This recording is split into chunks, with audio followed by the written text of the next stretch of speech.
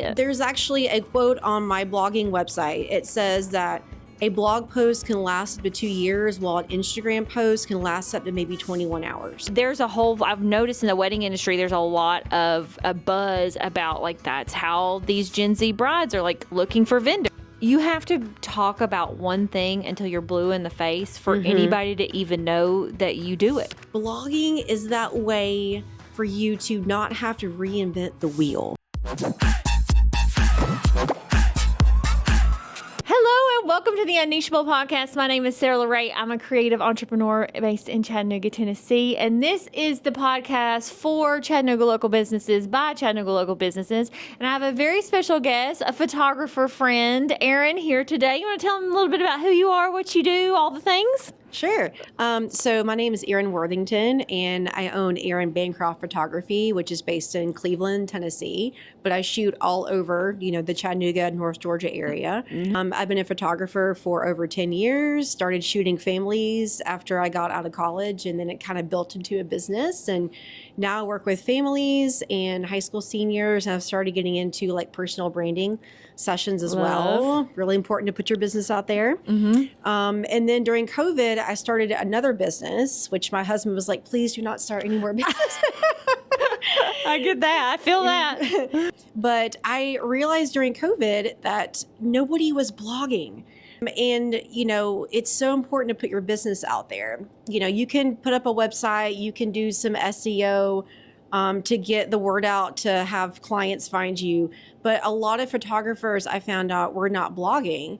And during that time that we were not shooting, we were all just at home, without anything to do. And I said, well, how are you going to promote your business when it opens back up?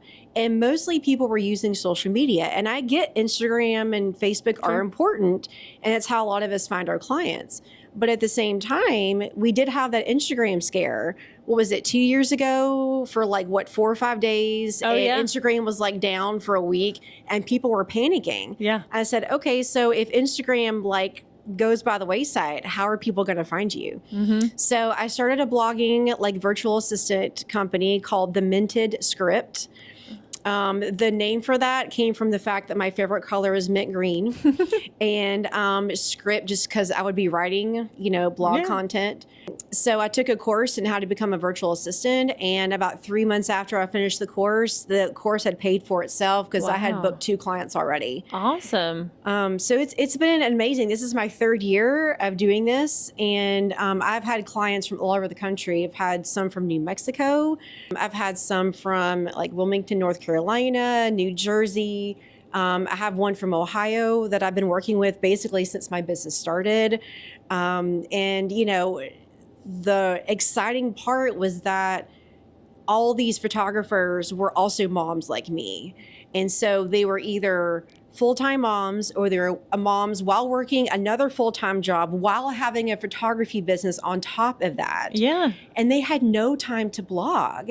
They were only posting on social media. And it's that's great, but back to the social media thing, you've got to have several outlets of where people can find you. Yes, you have to do all the things. All the things, yes. So that's kind of how that business started. And so now I'm a mom of 2.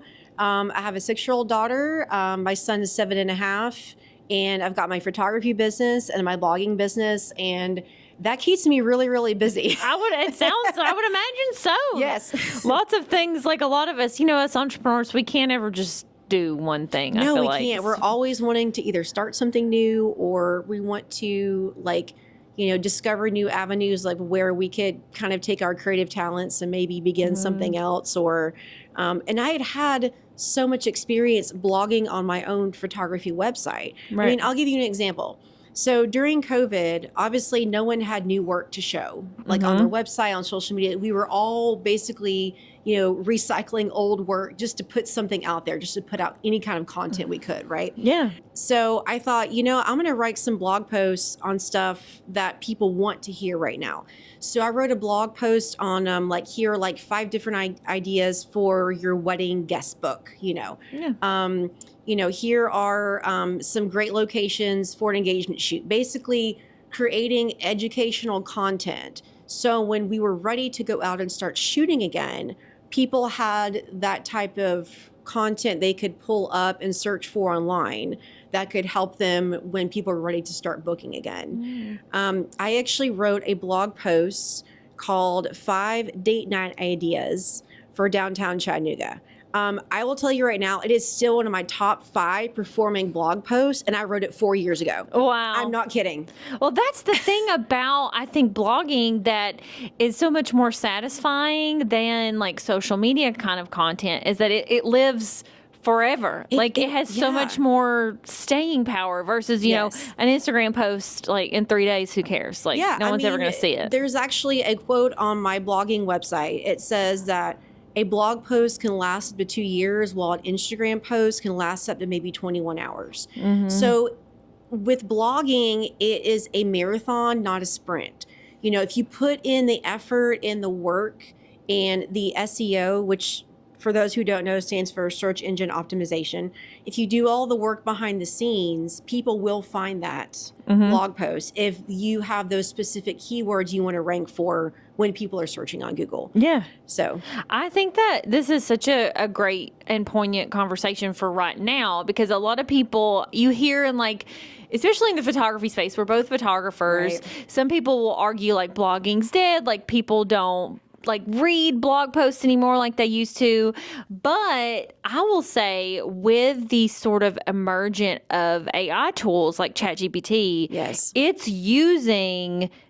it's not really using Instagram to scrape for things. Right. It's using websites. It's scraping for. Yeah. And there's a whole, I've noticed in the wedding industry, there's a lot of a buzz about, like, that's how these Gen Z brides are, like, looking for vendors. Exactly. Is ChatGPT. It is. And I'll tell you a story. Okay. So one of my family members got married recently. And I called him up and I said, hey, I want to hear about your wedding journey. How did you find vendors? Because he is in the, like, I think he is technically a millennial, but he's like in the last age group where it cuts off. Like a zennial. Yes. Yeah. And so I think that's the right one, because he is I think he'll be 29 in August. Okay. So he's right at the cusp before in the, like, the last part of his 20s. And he and his fiance, they took about 1.5 years to plan their wedding. They paid for everything themselves. And I had a really long chat with him one night, and I said, hey, tell me about your wedding journey. How did you find vendors? Did you use social media? Did you use ChatGPT? Like, how did you find the people you wanted to work with? And it was interesting talking to him, because one thing that stood out when I was talking to him is that he said a lot of his friends are at the point to where they're either getting engaged or they're married. And I actually got married when I was 30. So he's right almost when the age where I got married. He's almost at that age too, him and his fiance. And it was very interesting because, you know, we do hear a lot of people that are getting married in their early 20s, but their parents are paying for the wedding. And so there may not be as many funds, you know, to, like, support the kind of wedding that you want, but they wanted to pay for it themselves.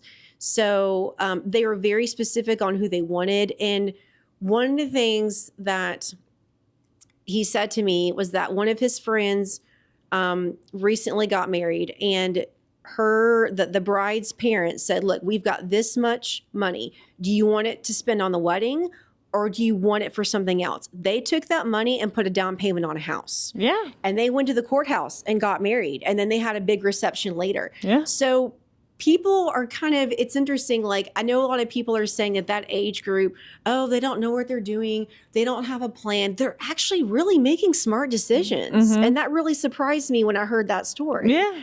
But when I talked to him about choosing vendors, he did say he didn't use any ChatGPT or any AI like that. A lot of people that he booked for his wedding are people that he had seen in action at other friends' weddings, like where they live. So they live in the greater Atlanta area. And they'd been to a lot of friends' weddings already. So they knew which caterer to pick. They knew which wedding planner to pick. And they also knew which one not to use, because they went to a couple weddings where the wedding vendors that couple had chosen did not do a really great job. So they were Right. mentally keeping a list of who they wanted to hire and who they didn't. Mm-hmm. And they really did their research. They went on the websites and they looked at their galleries and their photos. His now wife did a lot more social media looking around than he did. But it was interesting to hear about their journey and how that age group is starting, how they're picking vendors. Now, it would have been different, obviously, if they had their parents pay for it, but they saved up money, and they do have like higher end corporate jobs. So they were able to afford to pay for their own wedding, but they were very strategic in who they booked with. And it was just interesting to hear the whole, process of how they picked people. And they were very happy with the results at their wedding. That I think it was a really great event. They did their homework and it paid off. Yes. I do find that is something that I think a lot of people take for granted, especially for like the higher end market or the market that is like young professionals that are often paying for everything themselves or most of it themselves. Right. It is a referral network. It really is. And that goes beyond weddings. I think business in general, yes, millennials and like people in like a professional, like college grad, professional people that, spend more money on, they have more disposable income. Yes. Right. That sort of like demographic across the board, most things that they do is based on, my cousin used this person or my best friend used this person. Yes. And it is more about like word of mouth than it is being Instagram famous or anything else. Like when it comes to wedding industry, photography, or really any kind of service I business. think so too. I mean, we do want to get a sense of who somebody is by looking at their website and seeing if they have updated content on social media. But half their wedding vendors came from attending other weddings and seeing those particular professionals in action on the wedding day. Yeah. And knowing like, okay, we need to see about booking that person because they did a really great job. Well, and that being said, like, I wonder if they had an experience where they maybe enjoyed a vendor at one of their friends' weddings and then go to their website and like, like if their website wasn't like professional, right? Or if like they go to their Instagram and it's like, right. So I think the point of that might be like, yes, the referral network and word of mouth is important, but also like having the like polished stuff as like social proofing. Well, and it's interesting. So I asked him, I said, did you pay attention to any of the copy on the website? That's a great question. Yeah. And I said, because a lot of photographers or just wedding professionals, business owners, they really take the time to make sure their copy, connects with whoever their potential client may be, whoever is looking at the website. And he said, honestly, he didn't really pay attention to the copy because the more websites he looked at, the more redundant it came because everybody was pretty much saying the same message over and over again. It was more about that proof of, I want to see their galleries. I want to see the work they've done. I want to look at reviews from what he did, look at a lot of Google reviews. So, because a lot of people still don't have a Google business page, and that just floors me. I'm like, how do you not have a Google business page already? 1,000%. And I'm like, that's the number one thing that you can do, like straight out the gate. Like if I had someone walk in my door right now, I was like, I want to start a photography business. Number one, even before you create anything, a website, get on a Google My Business. Yes, exactly. 100%. Because that just purely off of having that and like Google likes it and it shows it to people. Yes, like and it shows you're a professional because, and with Google Business Profile, you can upload your current work. It's the easiest way for clients to leave you reviews if they have a good experience with you. I would honestly choose to work with a professional who has I don't have 100 reviews on mine, but I would rather choose to work with somebody who has a Google Business Profile with like 40 reviews than maybe somebody who has like 1 or 2. Because I'm like, okay, so that shows me either they're not eager to get reviews, or they're not asking for them, or they just started their business and maybe they're not quite at that level yet where I want to work with them. Yeah, like it's social proof. Like you have to have not just positive, like just you need to, they all need to be positive. Right. But having quantity does matter. Like I even like buying things on Amazon. And even if it has 5 stars, I'm like, it has 5 stars, but how many reviews are there? Exactly. That's something that you definitely have to consider. And it, like you said, it astounds me how many businesses of any kind don't like know about Google My Business and don't realize how important it is. I actually came across this idea. I came across it on TikTok, and apparently Google My Business has had to really crack down on some things, and I didn't realize this until I kind of went down a rabbit hole. So there were people who were basically like if you go on YouTube and you search renting websites, like that was the thing. Okay. And you had all of these like tech guys basically that were making websites for like hyper local businesses. Okay. And it's usually service-based businesses like plumbers, roofers, like stuff like that. Stuff like, or like, you know, tire places, like a situation where like probably you need to get something done quickly. Okay. You know, like you're just searching people. Sure. You're not doing like a ton of research. You've got a leak in the kitchen or something. Yes. You're like, who can I call to like just get me out of this situation? Right. And so it's usually businesses like that. But there were people that were just like making essentially like dummy websites. Like it would be like Chattanooga Plumbers. I don't know if that's like an actual legit person or not. Okay. And then they would have a Google My Business for Chattanooga Plumbers. Then they would take the leads generated off of those Google My Business accounts and then sell them to actual plumbing businesses. Oh my gosh, I didn't know that was happening. I didn't either until I came across this TikTok. Oh my goodness. And so like that was like, I went down this rabbit hole of like, of this whole, and apparently there's a lot of people that have done it. Okay. And have gotten rich off of it. But to the extent that Google has really had to like put some things in place. Okay. To keep people from doing that. So that it's actually like actual businesses on have Google a My legit Business profile. Yes. Okay. And these people this concept of renting websites, they're not scamming people. Okay. Like it's not like you pay a plumber $500 over the phone and a plumber never shows up. Sure. They were selling the leads that people were calling from this click that they got. Okay. Selling it to an actual plumber, and then the plumber would follow up with the client and take care of them. Okay. So it was like a lead generation thing. Okay. But interestingly, Google My Business had to really, that's why now if you set up a Google My Business account, one of the reasons you have to have a physical address for them to mail something to you. I actually don't have a physical address.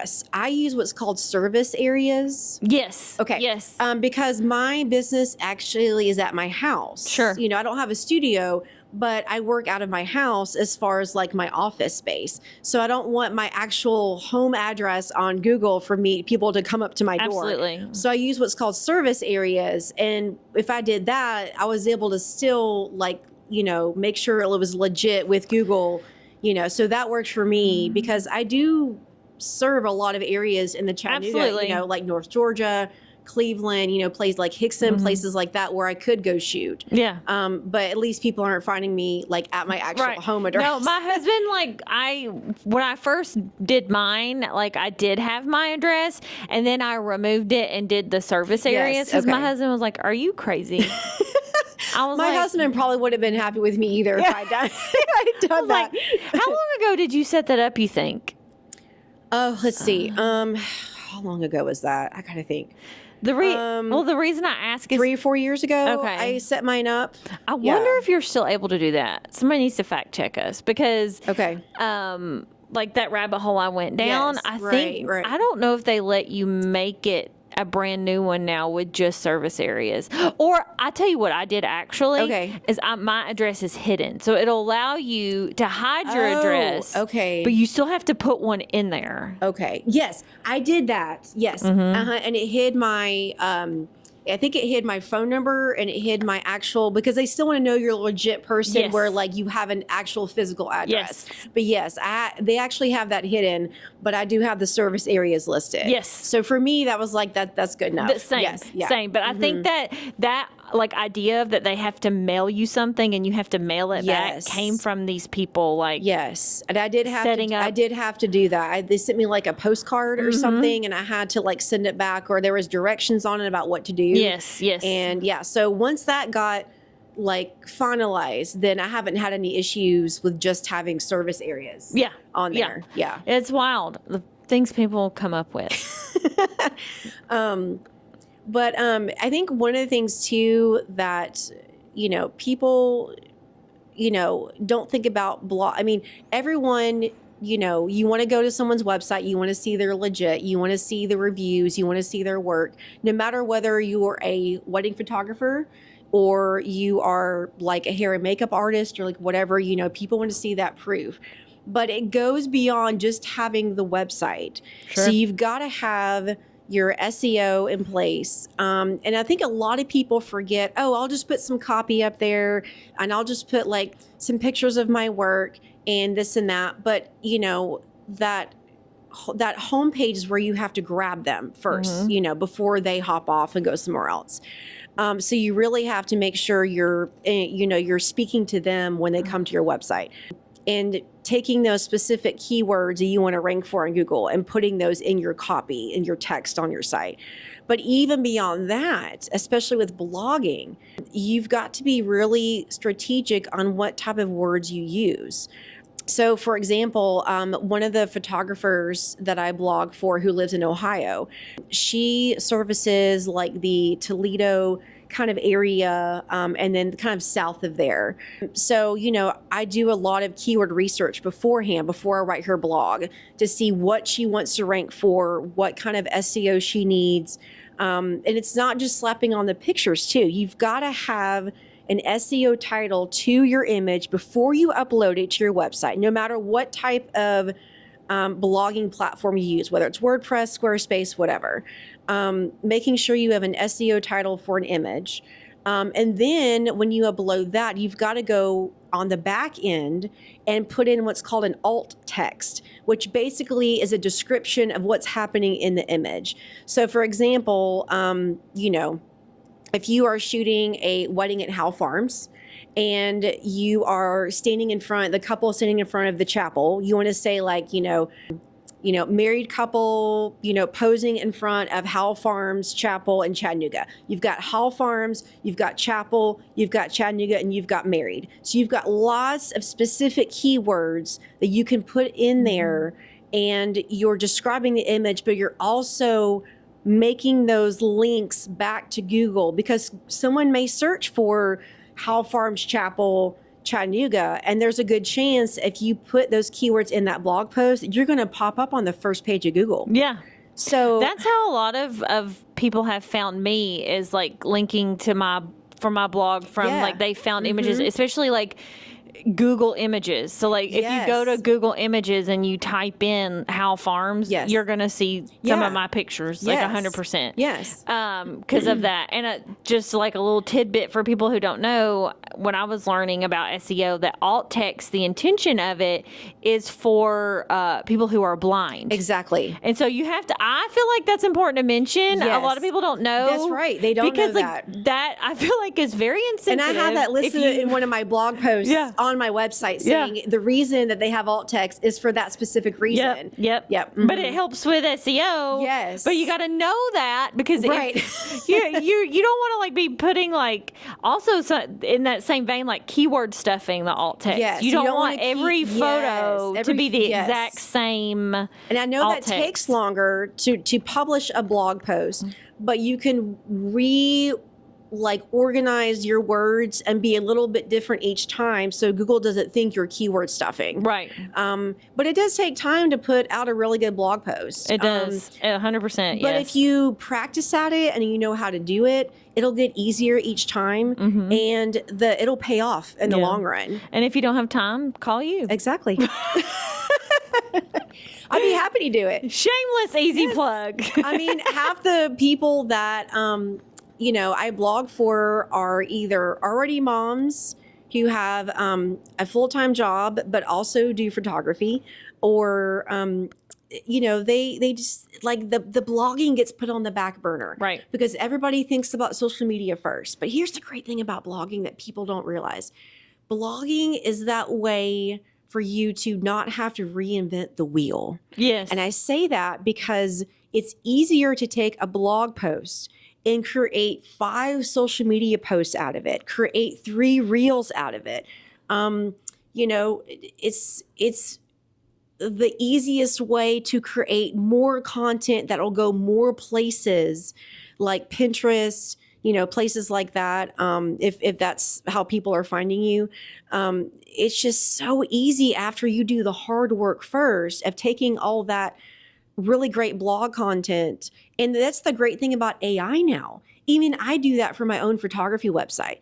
In my blogging website, I will take one of my blog posts that I've written and say, okay, I want you to create 5 social media posts using my tone of voice that ChatGPT already knows because it's used to me, and create 3 reels from this and give specifics on what should be. I mean, like, you can get as specific as possible with AI. And I don't use it all the time, but it is a great resource when either you are, having writer's block, or you just need a little push to, oh, that sounds okay. Now I know what to do. Yeah. And it just pushes you off to where you start getting creative and your brain starts thinking about, oh yeah, I could turn this blog post, but you don't have to put all of the social media posts one after the other. Like, post 2 in one week about the blog post, then post 3 the next week, or do a reel the next week. Spread it out to where people are seeing that over and over and over again. Because honestly, people forget what you post on social media. That is something. So you got to repeat it over and over again. So you think you're being repetitive, but you're really not. That is something I have really recently battled within myself, like with my own sort of branding and content online.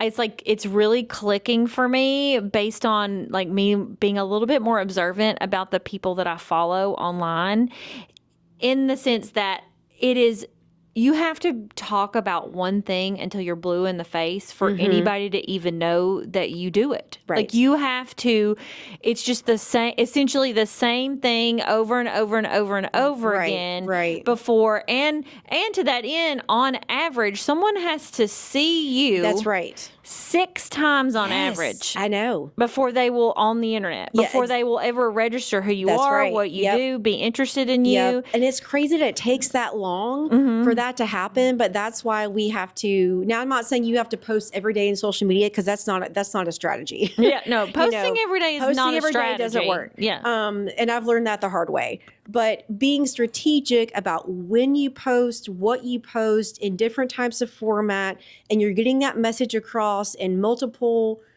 types of content on different days. I mean, and you don't want to be like, oh, book me, book me. You want to still hand out that educational content. So I have a lot of blog posts with my blogging website, but also my photography, that talks about, the best season for your senior photos. Why a senior session is different than your yearbook photo. Like, all that educational content that I can repeat over and over again, because no one's going to remember that I put it out 3 months ago. Right, yeah. Yeah. Right. So you want to be helpful and educational, and give your clients like advice that they will kind of register with them, like, oh, she's giving some really good, important stuff. Provide value. Because when you provide value, that's when you get people's attention. Exactly. Just like, oh, look at me, and like all the pretty photos that I take all the time. Like, yeah, like people need to see your work. Right. But it's not about the pretty photos anymore. Yeah. It's about putting that content they're going to value and come back for more. It is very pretty photos. There's a lot of people that do that. It's extremely competitive. Yes, There's so many amazing photographers out there. Yes. And so I think that's why a lot of photographers feel like, it's oversaturated. oversaturated. Yes, like, right. A lot of photographers feel like, there's so much noise. Everybody's a photographer. It's impossible. And that did happen because of COVID. Yeah. We do have a lot of have new more people that are booking weddings for like pennies. And I'm like, I don't know how they're sustaining their business on that. Yeah. But that's one of the reasons why I got out of shooting weddings, because I didn't want to compete with that. And I wanted to be home with my kids on the weekend. Yeah, and weddings take up like a lot of time and energy. Yeah. And I'm in my 40s, and so I'm like, I can't, And they're physically demanding. And they're physically demanding. Yes. And so I still do some second shooting for photographers that I know really well, including you. Yes. We love to have Erin. But, that's why I got into personal branding, because those types of sessions I do during the week when my kids are at school. Yeah. And that way I'm spending more time with my husband and my kids. But, like the wedding industry has really changed because of COVID.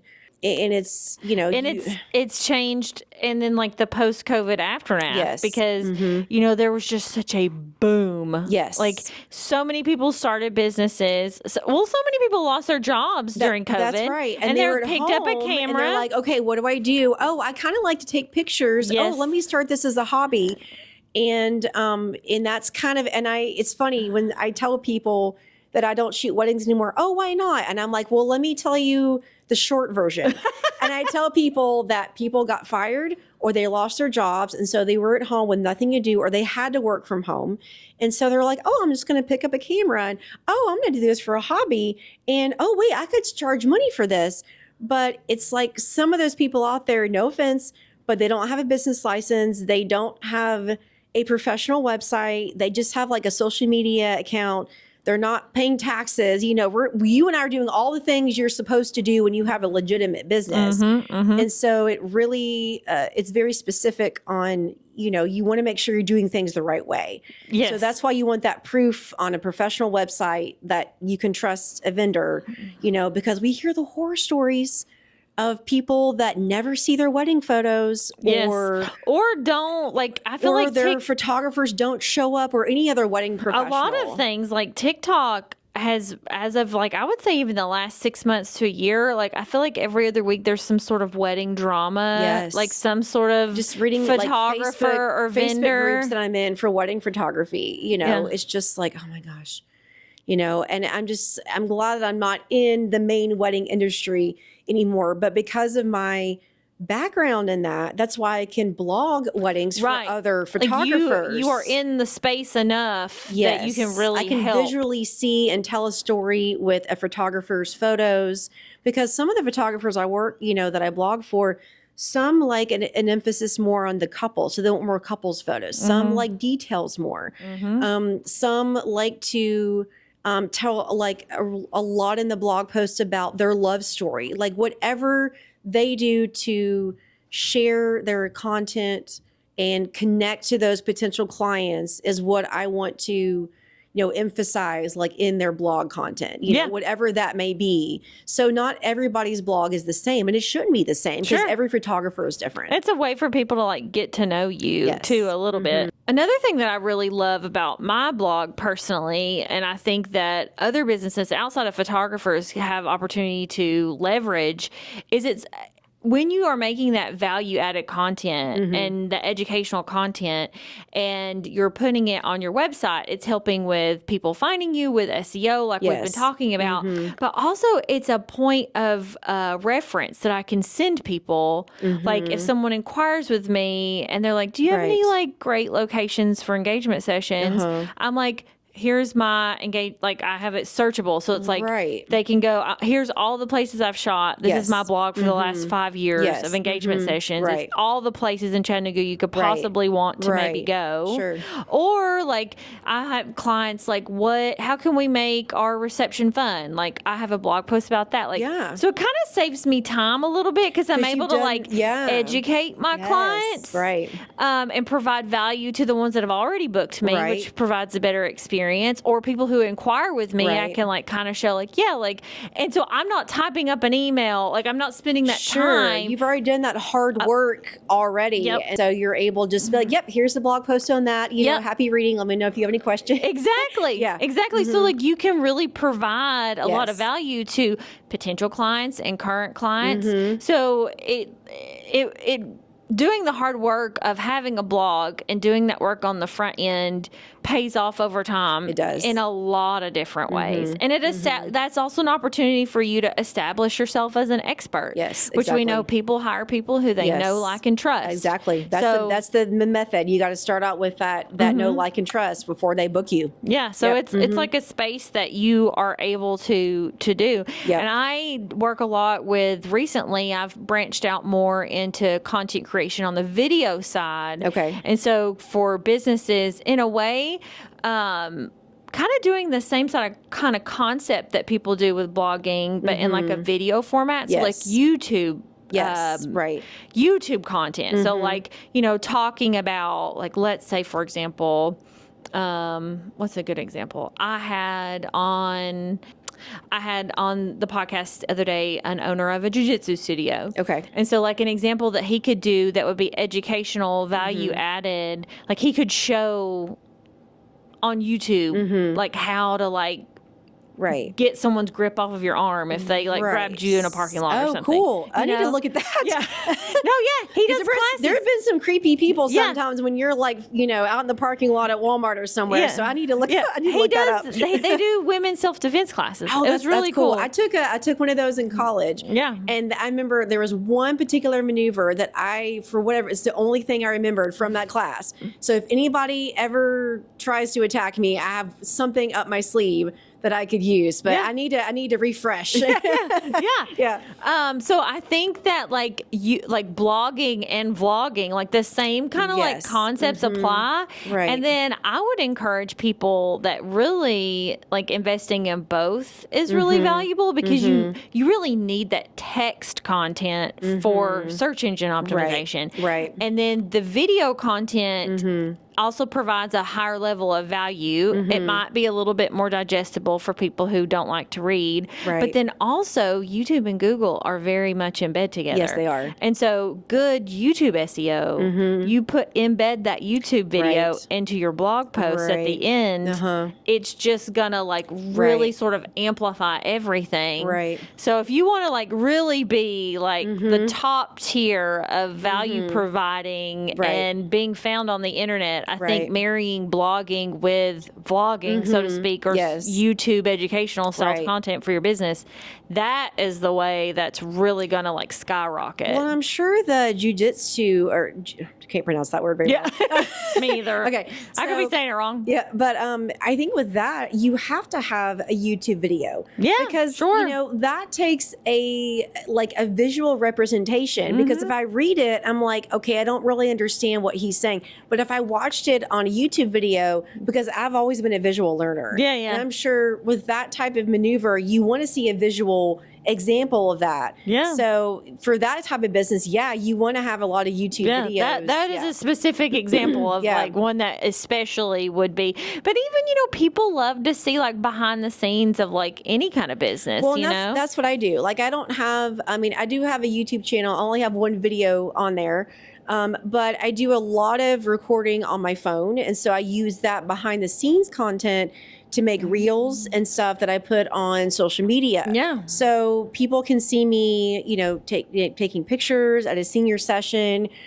Sometimes I love the particular videos where, you know, you have a really great spot that you like to use. And if you, like, normal person would walk up to it like, oh, this is really ugly. Like, there's no way they're going to make this pretty. But then you have the after shot and people are like, whoa. Yeah. Because you create that camera magic Mm-hmm. when you're at that particular location, because you know what to do as a photographer to make it look beautiful. Yeah. I'll give you an example. So there's a spot. I'm giving away a spot, you guys, so pay attention, okay? I don't give away spots a lot, Yeah. but this is a really good spot. Okay, so if you, the area around Renaissance Park. Yes. Okay, so the furthest parking lot where those really high-rise condos start, if Yep, you're I driving know what you're talking down. about. Okay. Mhm. that parking lot right there, if you walk down the area down into Renaissance Park, okay, there is like a patch of green right there that usually is really tall. Okay, it's not very big, but if you shoot with a long lens, it looks like you're standing in the middle of a field. Now, if you walked up, with your cell phone, you're like, well, this doesn't look very great. But if you shoot at a particular time, that sun hits right above those trees, right behind the condo building, and it looks like you were in a field. And actually, there's a senior that booked me. Let's see, I took her photos. She was a senior from Dalton, and she actually booked me because she saw a blog post where I took photos for a senior from a year ago and said, oh, I really like this. And I showed her photos from it in the blog post. She goes, yeah, how did you make it look like that? I said, well, it's actually just a patch of like grass, but they don't really ever cut it. And if you hit it at the right moment, and like during the fall or the spring, it looks like you're standing in a field. Yeah. And so you can make it look like something, even though it doesn't look very attractive to like the regular person walking by. Yeah. So that's what you learn as a photographer as well, is like you can take those really ugly spots and make them look really nice. I love that. I've had clients. I love it when people look at me like I'm crazy. Yeah. They're like, and I'm like, no, just trust me. Are you sure? Yes. And then when it's so satisfying when you show them and they're like, oh my God. Yeah. Because I love to show my clients the back of my camera, be like, see, and they're like, oh my gosh, you were right. I love that. Yeah. And I'm like, see, I told you. Just trust me. Just trust me. Yeah. Sometimes you have to especially in wedding photography, it's like you have to figure out how to make magic without being given a whole lot. Yes. Especially earlier in your career, you have to get really good at that because you're shooting weddings that maybe, they don't have a lot of, they don't have the budget to right. You spend have a lot on florals. Exactly. You have to make it look like $1 million wedding when they may have just spent a very small amount. Yeah. And like that, I love that part. Yeah. I love doing that. I love going to weddings. I honestly feel like I thrive a little bit more in situations like that where I'm having to do more with less because that's just how my brain is trained. And so sometimes when I'm shooting like a really high-end wedding with like lots of beautiful things and like florals or whatever, or like when I did a wedding in Charleston, I was like almost so overwhelmed by the number of beautiful choices. Okay. I was like, where do I start? Yes. Yeah. I was like, how can I choose? Right. I almost felt less confident because I was like, how am I going to choose? Right. What all of these options are beautiful. Right. So anyway, I just find that interesting that now that I'm talking about it out loud, that I actually feel like I thrive more, which that's true for me anyway. Like with ADHD, like I kind of thrive more in challenges. Yeah. No, I do too. And we were talking earlier about, providing that value for, clients. So I actually took a course on for photographers who shoot high school seniors. It was like a full semester. And actually went to Charleston and did like a 2-3 day retreat where I actually did some photography and stuff with other people who had taken this course online. And, I remember it was just great because I was in a different spot, not knowing what I was going to come across, but having to think, off the top of my head because I don't go to Charleston all the time. I don't see it all the time. So, but it's great because it has a lot of the old historic houses and, there are a lot of places you can shoot and usually we'll get a lot of really great pictures. Yeah. But one thing I do for my high school senior clients is I actually created something called a senior client lounge. Now, you can't access this on my website. You have to be a booking client with me. And it's like a password protected site on my website, but it's a hidden page, but it has everything on there. So I link all my popular blog posts for high school seniors. I have several small galleries. Okay, if you want to shoot in a field, here are some examples. If you want to do an urban shoot, here are some examples. And, if you want to shoot on your high school campus, here are some examples. and they're not having to go all over my website to look for, oh, I want this particular blog post. It's all right there on that page that they can access that once they become a paying client. And it gives them ideas on like what to wear, accessories. Hey, if you want to bring your pet, because I've done sessions with seniors who bring their dogs. Yeah. And I love working with dogs. It's so much fun.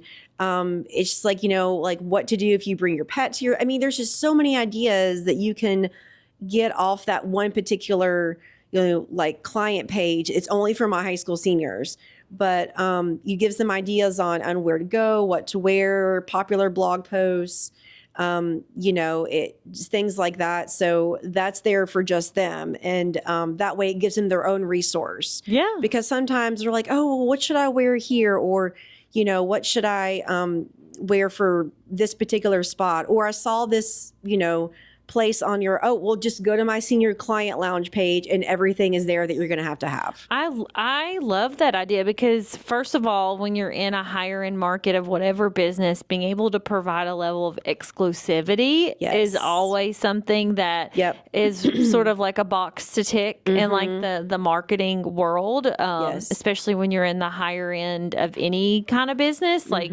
that people feel like, oh, like I get this like exclusive resource. And also makes your job easier because when people are really educated about whatever it is, they show up prepared. Yes. They show up, ready to go. They have a really good understanding of what's going to happen. And then that's like a win for everybody because then you can do your best job. Yes. And they feel more comfortable. Yeah. It's just a win-win-win. They're ready to go. I have like a list of hair and makeup people I recommend, that you can use. And people I've worked with before.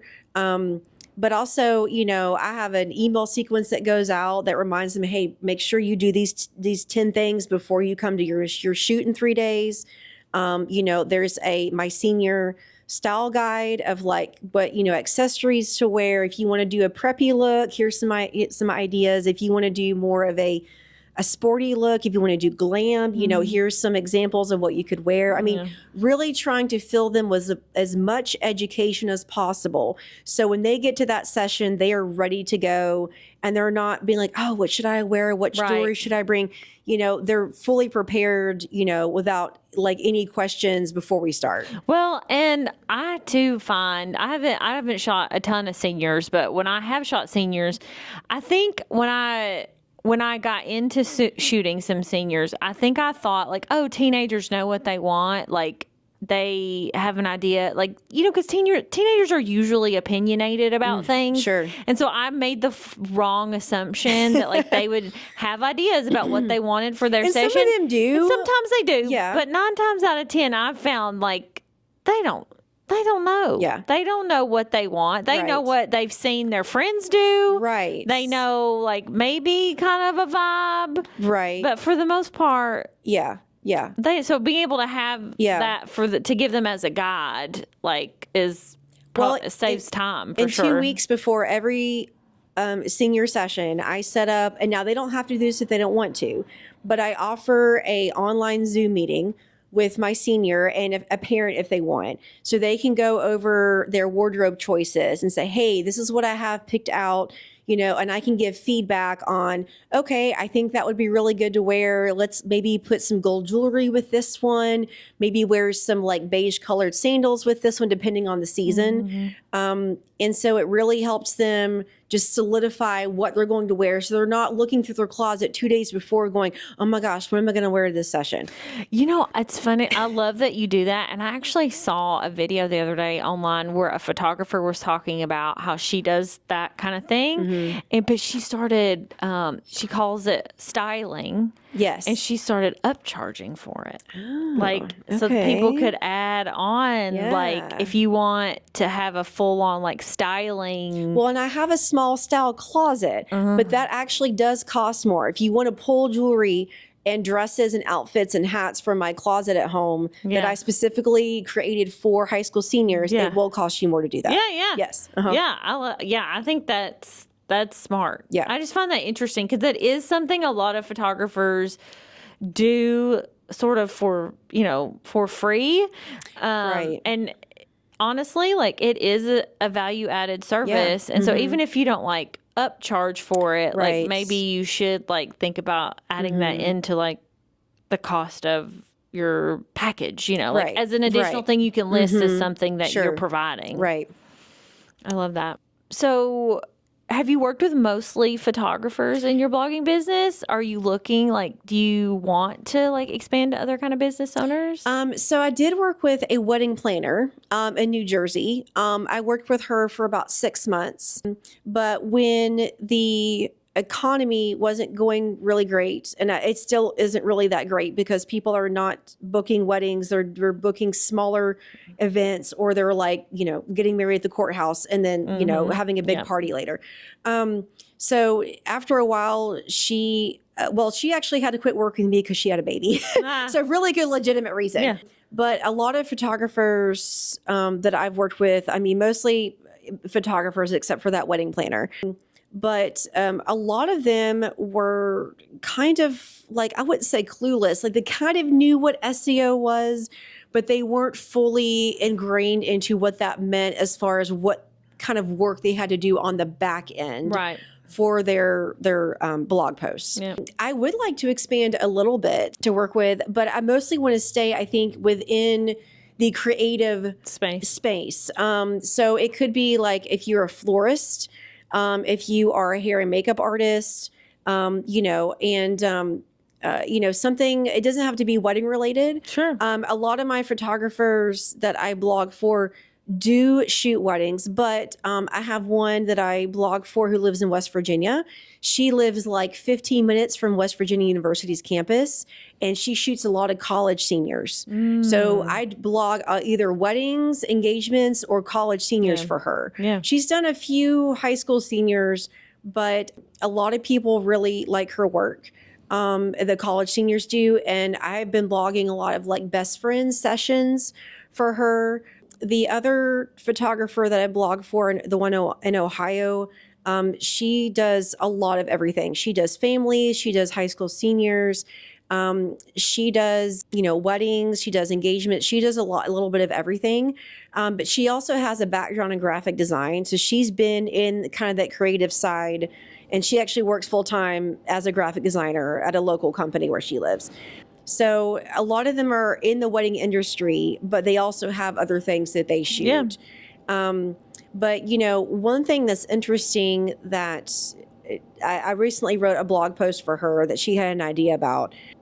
She was starting to see wedding couples who would book her for weddings, but then find out that they had booked another photographer for like their newborn photos. Oh yeah. Or their their like 1-year-old photos. And she's done all of that. So we wrote a blog post recently about how to keep coming back for those milestone photos. Once you have a baby and then you have a 1-year session and you get those family photos taken every year, because the advantage to using the same photographer as your family grows, as you already know that photographer, you're familiar with their style, you're familiar with them and how they run their business. You're not having to learn a new photographer and how they do things. And you're going to stick with that same style. And, she's very consistent in how she shoots. You can always book another photographer if you want, but trying to connect those dots for after you get married, and then eventually you're going to have a high school senior. So, really still keeping that connection with clients even after they get married is something that's really important to her. Yeah, I have many, many clients that I shot their wedding and then maternity and then family pictures, and and like it's really fun and cool for me to like just see their lives sort of unfold. I love seeing their families grow. It's so cool and so like rewarding to like, and then also especially with family photography, like going back to the same photographer, like your child builds a relationship with them, and it makes every session easier. And they're comfortable with they you. know you. I know. Yeah. Like that is absolutely huge Yes. with little kids. I have some families that come back to me every year for fall photos. Like October is my busiest month, which I'm sure it probably is for you. One of the for you too. But I have a lot of families that come to me every fall because they're comfortable with me. They know me. They know I'm going to be really easy and laid back with their kids, because half the time, and I'm sure you've had this happen too, half the time, you know, their kids are like running around in a field, and I'm like, look, let them do what they're going to do. Yeah. I'm going to capture the other side of it, you know, because that one picture of them running in a field or running towards you, that's probably going to be the one you're going to frame that's going to go on the fireplace mantle. Yeah. Because that's your kid being who they are inside and out and being themselves. And that's how you want to, not like a posed everybody smile and say cheese. No one wants to do that anymore. Let's get creative and just have a lifestyle session of how you interact with your family. You know, like that's what you want to frame. Yes. Yeah. 100%.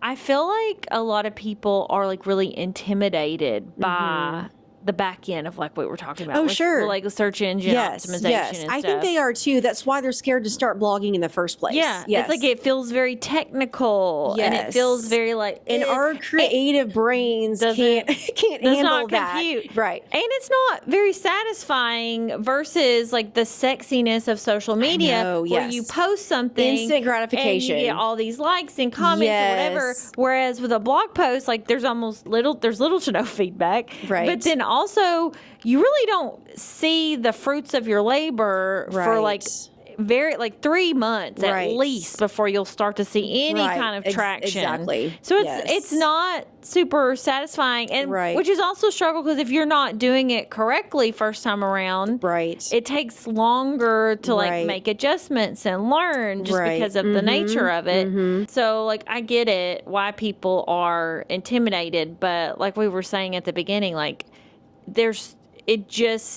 to be in business in 2025, I don't care what your business is, and not investing something in blogging, website, search engine optimization, like what are you doing? If you go, and it's funny, have you Googled yourself before? Oh yeah. Okay. You know, have you also gone on ChatGPT and done it to yourself? Yes. Okay. So I recently did it to myself for my photography, and it was very enlightening to see what ChatGPT came up with. Yeah.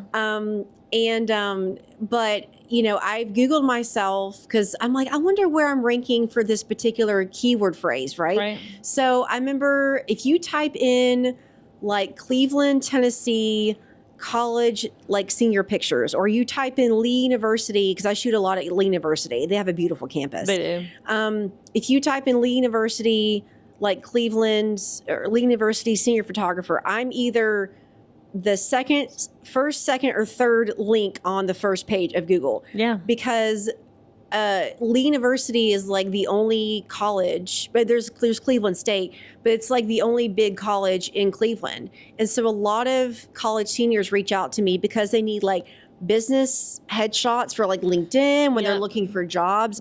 So, but half of those blog posts that I wrote like 3 years ago, and people still find those. So it's not instant gratification, but it's the satisfaction of knowing that you put that hard work in, and people will be able to find you later on if they're searching for something like that. It's like a long-term business strategy. It's not a short-term thing. Right. And, you know, what you said too about, I love bringing up sort of like hyper-local keywords. Yes. Because a lot of people are like, well, like Google is like this huge thing. Like, how am my little website that I made, how is that going to like get onto Google? Like that seems crazy. Yes. But what you got to realize is, especially when you're targeting keywords that are very, very local.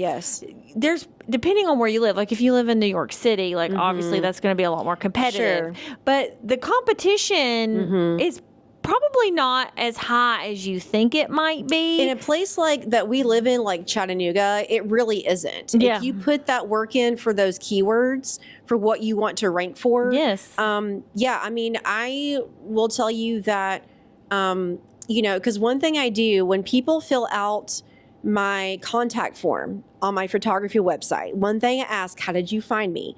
There are several options, which I don't know if you have this on I yours. do, Okay. yeah, because it's important. I think every business owner should be asking that. Okay. Yeah. So there's several options. There is word of mouth or referral. There is social media. There is also just Google, like a Google search, and then there's like other, if somebody found me a different way. I will tell you that when I went back last year for 2024 and I looked at all of my leads that came in for my website, 75% of me found me through a Google search. I'm not kidding. So it really does work. And I think, and I hate to hear that people are intimidated by SEO, but here's the great thing. Let's go back to YouTube for a second. You can learn whatever education you want to on YouTube. Yep. If you just Google SEO optimization, there are thousands of videos. There's even videos for your specific website. So like my photography and blogging website is with Show It, and my blogging is with WordPress that's built into Show It.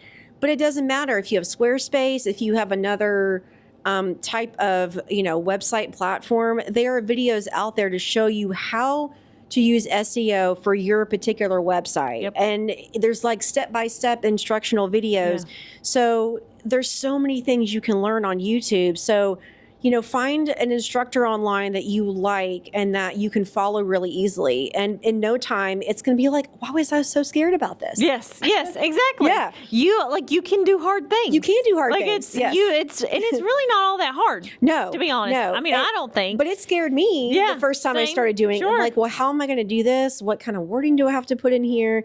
How am I going to reach that person? How am I going to get clients to my website?